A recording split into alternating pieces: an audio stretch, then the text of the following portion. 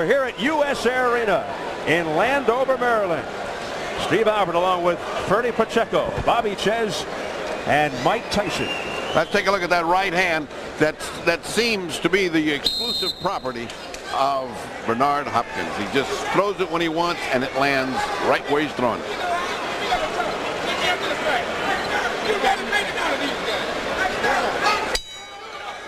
As we continue on. Bernard Hopkins picking up where he left off. It's just unbelievable to me that this man does not even put his hand up to defend against that right hand. Lean to the right, lean to the left, put a hand up, something. And at least don't stand right in front of him to receive it. Give him some angles, move to some side. I mean, the guy is right there like a railroad track to his head.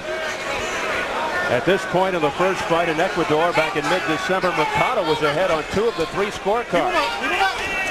Oh, that was a big right hand. Mercado again in trouble. That right hand, Steve, that right hand was better than the others because he caught Mercado coming in and he walked right into it. There's a lot of time left. And that is a big factor this time. Oh, early in the 7th round as Hopkins barrels in again and digs to the body. Well, I'll tell you what, blood just squirted all over my paperwork and all over me. Let him go. There is no let up in this attack by Bernard Hopkins. He says let him go, but Mercado ain't letting go. And I don't blame him. Hold it, that's it. That is it. Roddy Battle waving it off as he stares into the eyes of Mercado, who goes, what happened? What happened? And you see the exultation from Hopkins. That is a funny reaction. He's standing up, and the guy that won lay down in the right. The guy that won is laying down in the right. Well, I'll tell you what, he's laying down out of joy. He's standing up in disbelief, but he's getting his head handed to him round after round. I thought the stoppage might have been a little early, but I wasn't looking in the fighter's eyes. Rudy Battle's an excellent referee. And he wouldn't let go of him. He indicated he wouldn't let go. He didn't follow the orders. He had taken a substantial beating in that other corner. Substantial beating. I believe the fight was stopped a little bit too prematurely, but as you know, he was getting hit with a barrage of right hand, and eventually it took a toll on him. Mike acknowledging Bernard Hopkins, looking down at Mike Tyson. 110, round 7. Unofficially, the referee stops the contest. A TKO for Bernard Hopkins. Becomes the first middleweight champion from Philadelphia.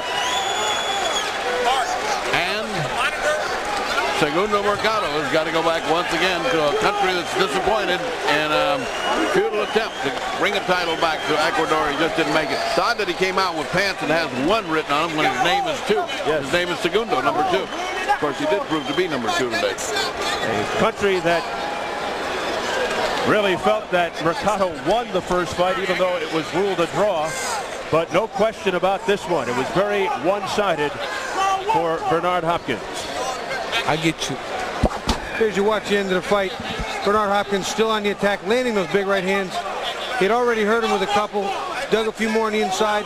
And part of the problem here was Segundo Mercado, Steve, would not let go. Rudy Battle asked him 3 times to let go, and he held on to the arm. So, they eventually stopped it. Probably a good stoppage, but maybe just a little bit too early for the crowd's liking. So Bernard Hopkins captures his first world title in his 3rd try. Look at Rudy Battle trying to separate the 2. If you look at that again, Steve, Hopkins had the other glove.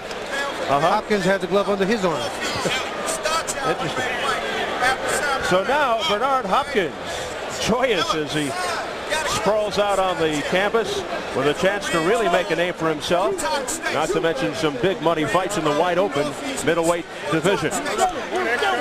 Bernard Hopkins now 27-2-1. You watch inside here, they start to clinch. Watch the clinch here, and they turn. Hopkins see the glove in the back?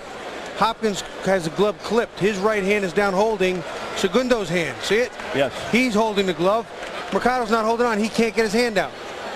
Hopkins is holding the glove down, and therefore the referee got the impression that Segundo Mercado wouldn't let go and was probably too hurt to continue. Could be a little deceiving there. Yeah. I could be wrong, but it didn't appear that way with the video. Good replay, very revealing, although he was really getting beat. he was getting destroyed. It's amazing that he was still standing. Steve, I don't know why he didn't go down at least once. Really? Well, we are standing by for the official announcement as Bernard Hopkins continues to celebrate. The crowd here at US Air Arena in Landover, Maryland, enjoying it. As Hopkins breaks the play. Ladies and gentlemen, we have a time of 1 minute 10 seconds in round number 7. The referee in charge, Rudy Battle, stops the contest. The winner by way of technical knockout and the new IBF middleweight champion of the world, the Executioner, Bernard Hopkins. So there you have it, Bernard Hopkins, the new IBF middleweight champion.